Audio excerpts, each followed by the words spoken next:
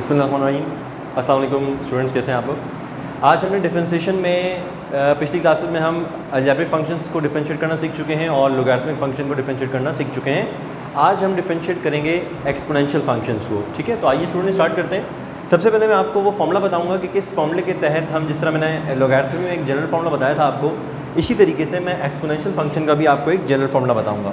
ठीक है, आप लोग अगर लिखना चाहें तो मेरे साथ लिख सकते हैं y is equal to, y is the function of x and y is equal to e की पावर, मैं लिख रहा हूँ बॉक्स। ठीक है, जिस तरह मैंने आपको लोगैरिथमिक समझाया था इसी तरह आज एक्सपोनेंशियल समझाएंगे। y is equal to E की पावर बॉक्स, ये एक फंक्शन है मेरे पास। बॉक्स का मतलब ही मैं हमेशा से आपको यूँ बताता हूँ कि बॉक्स का मतलब है इसमें कोई भी फंक्शन लिखा होगा इसके अंदर, यानी कोई भी वेरिएबल x हो सकता है, y हो सकता है, कोई भी हो सकता है, लेकिन अभी मैं आपको क्या बता रहा हूँ, x के हिसाब से बता रहा हूँ। यानी हम जब y को डिफरेंशिएट करेंगे तो हम उसको x के हिसाब से करेंगे। इसका मतलब है कि बॉक्स में अगर 2x लिखा है, 2x स्क्वायर लिखा है, 3x स्क्वायर लिखा है, 5x क्यूब लिखा है, जो भी लिखा है उसमें वेरिएबल इन्वॉल्व होगा। ठीक है, अब आप आते हैं इसको डिफरेंशिएट करने के लिए। जब आप डिफरेंशिएट करते हो तो बोथ साइड क्या लगता है, d/dx, यानी d/d ऑफ वेरिएबल, जिस वेरिएबल के हिसाब से आप डिफरेंशिएट कर रहे होते हो। मैं फॉर्मूला लिखने जा रहा हूँ। जब भी आपके ऊपर आपको e की पावर बॉक्स मिलेगी, आप उसका डिफरेंशिएट निकालेंगे e की power box as it is, यानी जो भी आपको सवाल में दिया गया वो जवाब में लिखेंगे आप, multiply by the derivative of box, यानी जो भी e की पावर थी आपने उसके डेरिवेटिव से अपने आंसर को मल्टीप्लाई कर देना है। तो this is how you can calculate the derivative of the exponential functions. ठीक है बच्चों, इसको अपने पास आप नोट कर लें। ये जो फॉर्मूला लिखा है मैंने इसके ऊपर ही जनरल फॉर्म बनाई है मैंने एक्सपोनेंशियल फंक्शन की। अगर आपको ये समझ में आ गई, उसको इम्प्लीमेंट करना आ गया, तो इसका मतलब है कि आप एक्सपोनेंशियल फंक्शन का डिफरेंशिएट लेना सीख चुके हैं। ठीक है, तो आइए इसको आप इम्प्लीमेंट करके देखते हैं कि how to implement this formula on different situation and questions of exponential functions. आइए एग्जाम्पल में मैं लेता हूँ, पहला सवाल लेंगे हम, y is equal to e की पावर 2x। ठीक है बच्चों, बहुत सिंपल सवाल लिया मैंने आपके सामने। अब इसको हमने डिफरेंशिएट करना है, तो डिफरेंशिएट करने के पहला सवाल कर रहा हूँ, स्टेप वाइज करूँगा, देखते रहिएगा।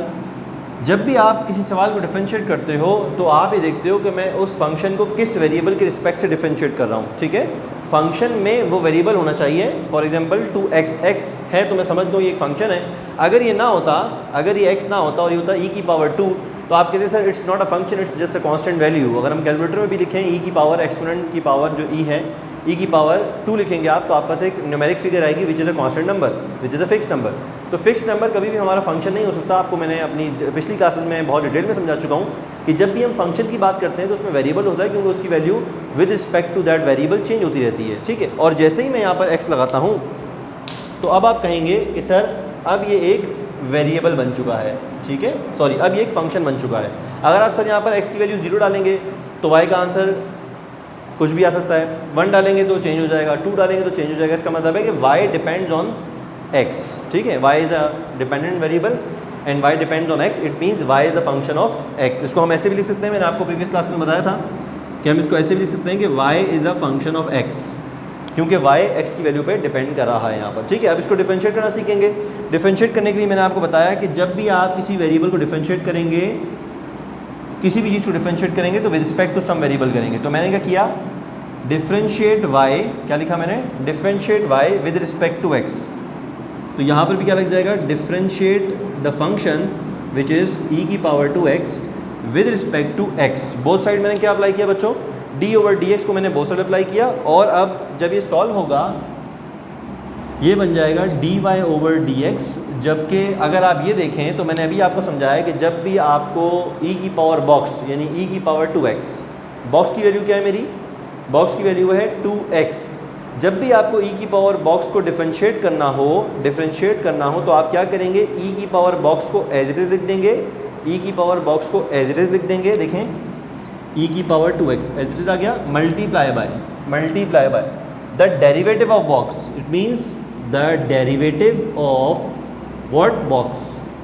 अब आप देखें, अगर आप अपने इस फॉर्मूले को कंसिडर करते हैं तो आप ये देखें कि मैंने ये जो स्टेप लिखा है, स्टेप नंबर 2, इसमें पूरा मैंने इस फॉर्मूले को फोकस किया है। देखें dy/dx, जब भी आपके पास e की पावर बॉक्स मिलेगा तो आप e की पावर बॉक्स को एज इट इज़ कॉपी कर देंगे, multiply by the derivative of box, the derivative of box आप चाहें तो इसको यूँ लिख लें, चूँकि मैंने वेरिएबल एक्स लिया हुआ है तो आप यहाँ पे लिख सकते हैं वेरिएबल एक्स, ठीक है, एक्स के हिसाब से। अगर यहाँ पे वाई होता, सॉरी अगर यहाँ पे जेड होता तो आप जेड के हिसाब से डिफरेंशिएट करते, अगर यहाँ पे टी होता तो आप टी के हिसाब से डिफरेंशिएट करते, ठीक है, एंड सो ऑन। जो भी वेरिएबल होता है फंक्शन में हम उसी के हिसाब से डिफरेंशिएट करते हैं, ठीक है।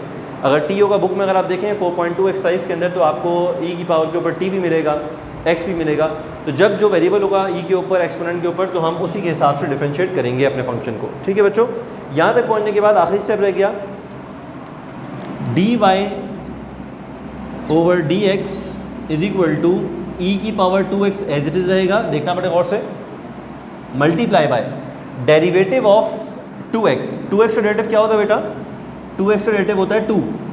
तो ये मेरा फाइनल आंसर आ गया। आप चाहें तो 2 को बिफोर ई की लिख सकते हैं, और अगर चाहें तो आप इसको भी आंसर कह सकते हैं। ये मेरा फाइनल आंसर है। तो आपने देखा बच्चों कितना आसान है एक्सपोनेंशियल फंक्शन, सिर्फ हमें फोकस क्या करना है, इस फॉर्मूले पे करना है, और अब हमने उसको इम्प्लीमेंट करना भी सीख लिया है। आइए चलते हैं एक और एग्जाम्पल की तरफ। अगर आपको इससे रिलेटेड कभी कोई सवाल हो, जहन में आ रहा हो, तो काइंडली इसको रेज़ करें, और कोई ऐसा टॉपिक जो आपको मुश्किल लगे तो बताएं, हम उसके भी टॉपिक को लेके आएंगे यहाँ पर अपनी वीडियोस में, और आपका वो क्वेश्चन क्लियर करेंगे, ठीक है। एग्जाम्पल नंबर 2 में ले रहा हूँ y is equal to 3e की पावर। अब मैंने 3 को क्या कर दिया, एज अ कोफिशिएंट इस्तेमाल किया है, यानी इस वक्त मेरे पास 3 is the coefficient of e। अब e के ऊपर मैं लिख रहा हूँ 2x² माइनस 3x प्लस 5। आप ये देखें बच्चों, आपने परेशान नहीं होना देख के कि ई का इतना बड़ा फंक्शन आ गया इस दफ़ा। आपके जहनों में सिर्फ ये होना चाहिए कि सर ने समझाया था कि जब ई के ऊपर बॉक्स पावर आ जाए तो चाहे वो कितनी भी बड़ी हो, हमें उसे बॉक्स कंसीडर करना है, और जब हम उसे बॉक्स कंसीडर कर रहे हैं तो हमें इस फॉर्मूले को फॉलो करना है। और फॉर्मूला ये कहता है कि जब भी आपके पास ई की पावर कुछ भी गिवन हो, चाहे वो प्रोडक्ट की फॉर्म में हो, चाहे वो डिवीजन की फॉर्म में हो, चाहे वो सिंपल टर्म्स हो 3-4, चाहे वो एक टर्म हो, आपने जस्ट फॉर्मूले को फोकस करना है। और फॉर्मूला क्या है कि जब भी आप ई की पावर बॉक्स को डिफरेंशिएट करेंगे तो ई की पावर बॉक्स को एज इट इज़ लिख लेंगे, देन मल्टीप्लाई करेंगे बॉक्स के डेरिवेटिव से, और फिर जब आप बॉक्स को देखेंगे तो आप कहेंगे सर उसका डेरिवेटिव तो हमें आता है, चूँकि अलजेब्रिक फंक्शन हमें बखूबी आता है। ठीक है, आइए इसको स्टार्ट करते हैं। फिर यहाँ पे आप डिफरेंशिएट करेंगे, डिफरेंशिएट कर रहे हैं y को, कैसे डिफरेंशिएट कर रहे हैं y को विद रिस्पेक्ट टू x, तो इधर भी कर देंगे। डिफरेंशिएट कर रहे हैं हम किस फंक्शन को, हम कर रहे हैं इस फंक्शन को 3e की power 2x² minus 3x plus 5। ठीक है, हम बोथ साइड पे d ओवर dx अप्लाई करेंगे, चूँकि derivative of x y with respect to x निकाल रहे हैं। अब इसका आंसर क्या आएगा, dy ओवर dx। जो लेफ्ट हैंड साइड है वो क्या बन जाएगी, dy ओवर dx, जबकि जो राइट हैंड साइड है हमारे, गौर से देखिएगा राइट हैंड साइड पे क्या लिखा हुआ है, डेरिवेटिव लेना है हमें ऐसे फंक्शन का जो कि एक्सपोनेंशियल फंक्शन है। ठीक है, एक्सपोनेंशियल फंक्शन के ऊपर पावर x की फॉर्म में दी हुई है, यानी वेरिएबल की फॉर्म में दी हुई है। जब हम इसको डिफरेंशिएट करने जाएंगे तो हमें ये रूल याद आना चाहिए कि जब भी हम e की पावर बॉक्स को डिफरेंशिएट करते हैं तो हम e की पावर बॉक्स को एज इट इज़ लिख देते हैं। तो आइए मैं एज इट इज़ लिखता हूँ। मैंने e की पावर बॉक्स को एज इट इज़ लिख दिया, ठीक है, ये मैंने e की पावर बॉक्स को एज इट इज़ लिख दिया। अच्छा, आपको बच्चा परेशान हो कि सर आपने 3 को भी एज इट इज़ लिख दिया। बेटा 3 एक कोफिशिएंट और कोफिशिएंट साथ चलता रहेगा, कोफिशिएंट को डिफरेंशिएट नहीं कर सकते आप, ये कोफिशिएंट में वेरिएबल नहीं है जो आप उसे पूरा डिफरेंशिएट कोई अलग आंसर आएगा, वो साथ चलता रहेगा इसके। ई की पावर बॉक्स ऐसे ही आ गया, multiply bye derivative of box. तो डेरिवेटिव क्या है बच्चों, D over D x of box. Box क्या है मेरा, बॉक्स वो चीज़ है जो ई की पावर है, मैं आप बॉक्स बना रहा हूँ, बॉक्स वो चीज़ होगी जो मेरे पास ई की पावर होगी। तो मैं अब यहाँ पर डेरिवेटिव ऑफ बॉक्स करूँगा। सबसे पहले मैं लिख रहा हूँ 2x² माइनस 3x प्लस 5। इससे क्या बताना चाह रहा हूँ मैं आपको कि बेटा मैंने फिर से जैसे यहाँ पे मैंने फॉर्मूले को अप्लाई किया था, ऐसे ही मैंने इस फॉर्मूले को सेकंड स्टेप में दोबारा अप्लाई कर दिया। ठीक है, देख लिया आप लोगों ने, e की power box as it is multiply by the derivative of box. ठीक है, अब लास्ट स्टेप के अंदर मैं इसका डेरिवेटिव लूँगा और अपने जवाब को फाइनलाइज़ करूँगा, और ये बना इसका डेरिवेटिव। देखिए, देखते रहिएगा आप लोग, e की power 2x² minus 3x plus 5, ये हो गया। अब मल्टीप्लाई बाय था डेरिवेटिव ऑफ बॉक्स।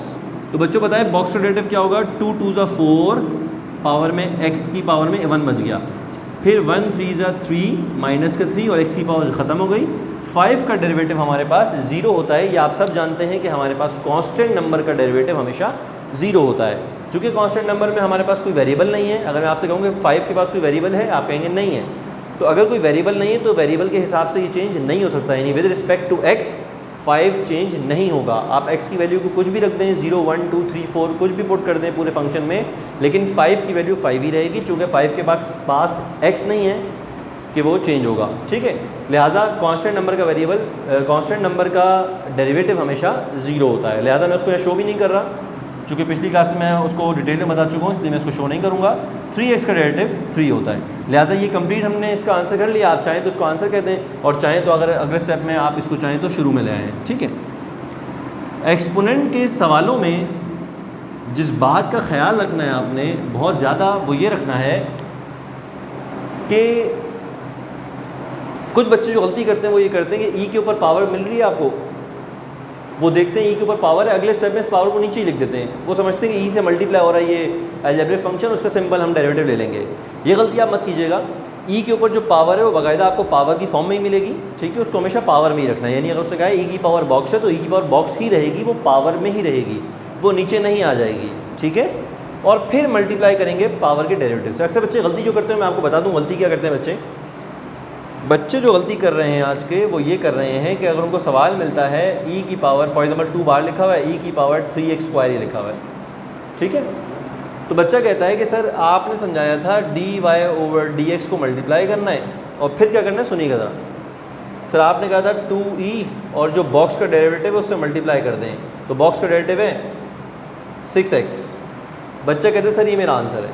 तो बच्चों आप ये देखें, इतना बड़ा मेजर मिस्टेक यहाँ पे हो गई है। इतनी बड़ी क्या मिस्टेक हुई है कि ई की पावर बॉक्स थी और सिखाया क्या गया था कि ई की पावर जो भी बॉक्स हो उसको एज इट इज़ लिखना है, एज इट इज़ लिखना है। मैंने यहाँ पर बॉक्स को रब नहीं किया कि ई ऐसे लिख दें आप और पावर का डेरिवेटिव ले लें, ये गलत फॉर्मूला हो जाएगा। मैंने हमेशा समझाया अपने फॉर्मूले में कि आपने यहाँ पर ई की पावर बॉक्स लिखना है, यानी जो भी आपका सवाल है वो आपने अपने आंसर में एज इट इज़ कॉपी कर देना है। तो देखें ये क्या था, 2e की पावर 3x², तो इसका सही जवाब क्या बनता, 2e की पावर 3x²। ठीक है, then multiply by the derivative of box. तो बॉक्स का डेरिवेटिव क्या है भाई, 6x, और 6x से मल्टीप्लाई कर दिया। अब ये सही आंसर कहलाया जाएगा। लेकिन अगर आप निगलेक्ट कर देंगे ई की पावर को, आप ये समझेंगे कि सर ने बताया था कि ई की पावर बॉक्स होती है और जब उसका डेरिवेटिव लेते हैं तो हम ई लिख कर पावर का डेरिवेटिव से मल्टीप्लाई करते हैं, तो ये बात गलत हो जाएगी। आपने हमेशा ख्याल रखना है एक्सपोनेंशियल फंक्शन में कि जब भी उसको डिफरेंशिएट करें, ई की पावर बॉक्स को आप एज इट इज़ उतारेंगे और उसके बाद जो भी उसकी पावर बॉक्स में थी उसका डेरिवेटिव लेंगे और उससे मल्टीप्लाई करेंगे। ठीक है बच्चों, यहाँ तक होपफुली आपको समझ में आ रहा होगा और चीज़ें आपको क्लियर हो चुकी होंगी। अब मैं थोड़ा सा और इसके 1-2 और सवाल करवाऊँगा आपको, जिसमें और कॉन्सेप्ट थोड़ा सा आपका क्लियर हो जाएगा। ठीक है, इसके बाद हमारे 2 फंक्शंस रह जाएंगे, जिसमें ट्रिग्नोमेट्रिक फंक्शंस हैं और इन्वर्स ट्रिग्नोमेट्रिक फंक्शंस हैं। उसको भी हम इंशाल्लाह आज की क्लास में, या अगर टाइम होगा नहीं बचा तो हम इंशाल्लाह इसको नेक्स्ट क्लास में ट्रिग्नोमेट्रिक फंक्शंस को भी करेंगे और इन्वर्स ट्रिग्नोमेट्रिक फंक्शंस को भी करेंगे। ठीक है, आइए आगे चलते हैं। क्वेश्चन नंबर 3, y = 2/3, देखते रहिएगा, y = 2/3 e की पावर √x। ठीक है, मैंने पहले कहा कि जब भी कोई सवाल है तो आपने उससे परेशान नहीं होना, आपने उसको सॉल्व करना है तरीके से जैसे आपको सिखाया है। एक एक स्टेप करके आपको सिखाया जा रहा है, बिल्कुल बेसिक लेवल से उठा के सवाल में आहिस्ता आहिस्ता हम डिफ़िकल्टी लेवल को बढ़ाते जा रहे हैं और एक फंक्शन के हम तमाम डिफ़िकल्ट लेवल को अपनी एक लेक्चर में फिनिश करते हैं। जैसे लास्ट क्लास में लॉगरिथम स्टार्ट किया था हमने, और लॉगरिथमिक फंक्शंस के हमने 3 से 4 आपको केसेस करवाए थे, जिसमें डिफरेंट केसेस थे और बिल्कुल इनिशियल लेवल से हम आपको हार्ड लेवल तक लेके गए थे। लिहाजा उस क्लास जो क्लास जिसने अटेंड की है वो लॉगरिथमिक फंक्शंस को बहुत अच्छे से डिफरेंशिएट करना सीख चुका है। इसी तरह आज की क्लास में हम एक्सपोनेंशियल फंक्शंस को कंप्लीट लेके चल रहे हैं, उसका हर केस आपके साथ डिस्कस करें। देखिए, हमने इनिशियल लेवल से स्टार्ट किया, बहुत बेसिक क्वेश्चन था, उसके बाद हम थोड़ा सा क्वेश्चन में हमने 1-2 टर्म्स का इजाफा किया और अब हम चले गए हैं कि जब हमारे पास पावर में अंडर रूट भी आ जाए या क्यूब रूट आ जाए, कोई भी रूट की वैल्यू आ जाएगी। ठीक है, आइए सॉल्व करते हैं इसको। सॉल्यूशन जब आप इसका करने जाएंगे तो सबसे पहली बात आपसे क्या बताई थी कि जब भी हम किसी फंक्शन को डिफरेंशिएट करते हैं तो किसी न किसी वेरिएबल के हिसाब से करते हैं और वो वेरिएबल हमारे फंक्शन में होना चाहिए। ठीक है, dy/dx, मैंने d/dx इधर अप्लाई किया, मैं d/dx इधर अप्लाई करूँगा। ठीक है, किस पे अप्लाई किया मैंने अप्लाई किया 2/3 e की पावर √x, ठीक है। अच्छा, जो d/dx है ना, एक काम की बात क्या सुन लें, जो d/dx है उसको 2/3 से कोई लेना देना नहीं है। क्यों नहीं है?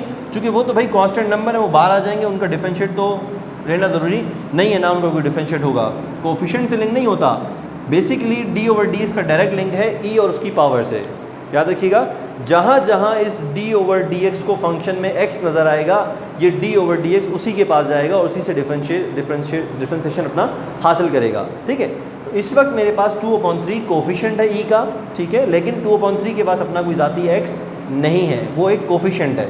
लिहाजा d/dx जब भी अप्लाई होगा तो हमेशा ऐसे फंक्शन पर अप्लाई होता है जिसमें वो वेरिएबल एग्जिस्ट करता है। यही वजह है कि अगर मैं आपसे कहूँ कि बेटा मुझे ये करके बताएं d/dx, बताएं 5 का क्या होगा, डेरिवेटिव पूछूं 5 का क्या होगा, तो आप कहेंगे सर अगर ये डेरिवेटिव जाता है ना 5 के पास तो ये ढूंढेगा x किधर है, x नहीं मिलेगा तो आप कहेंगे सर डेरिवेटिव ऑफ 5 हमेशा 0 होगा, क्योंकि एक कांस्टेंट नंबर है, ठीक है।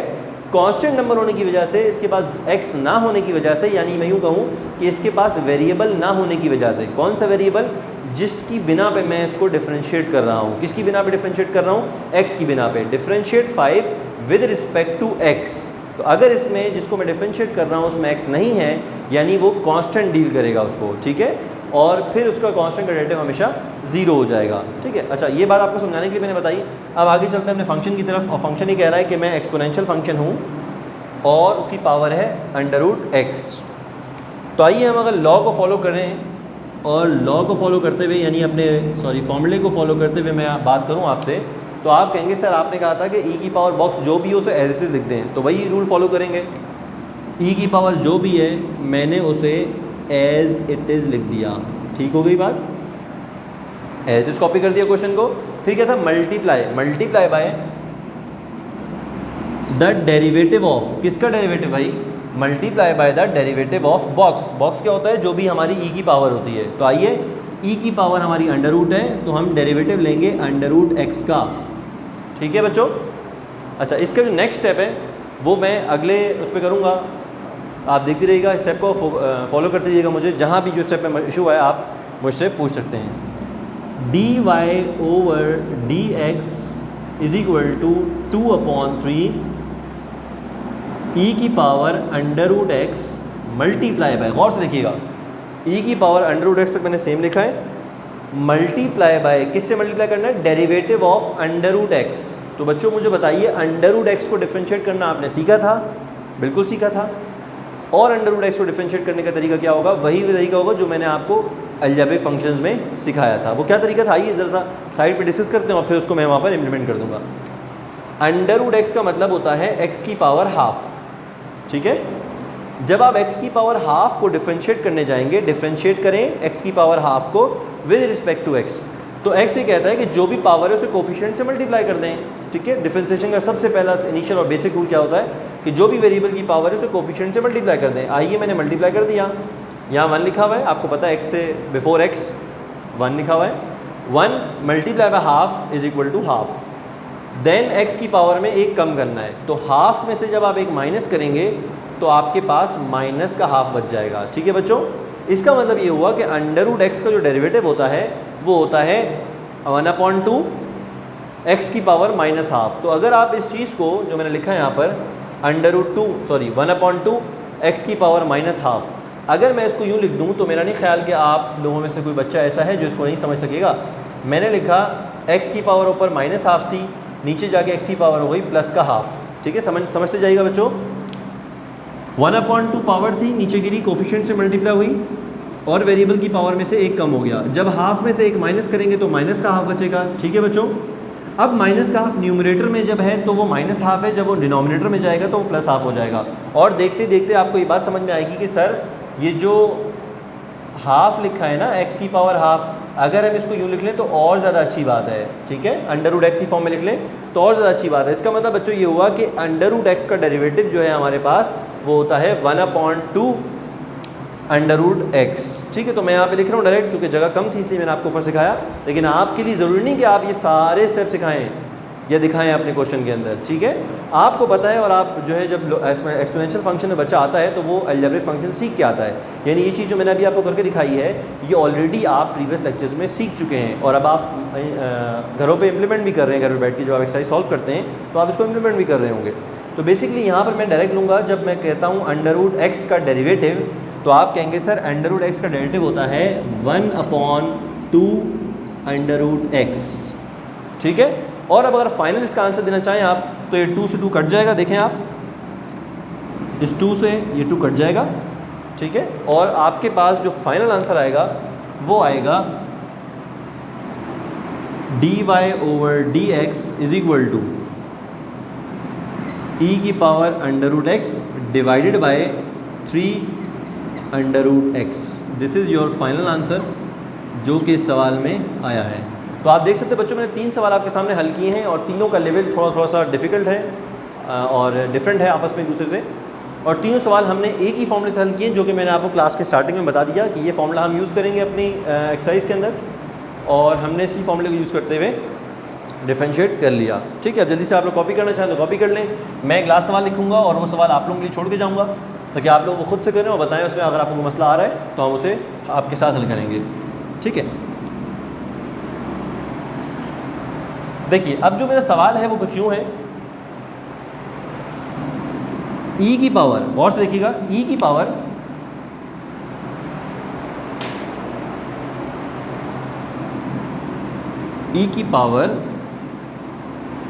t+1 डिवाइडेड बाय t² + 1, ठीक है। ये सवाल है मेरा।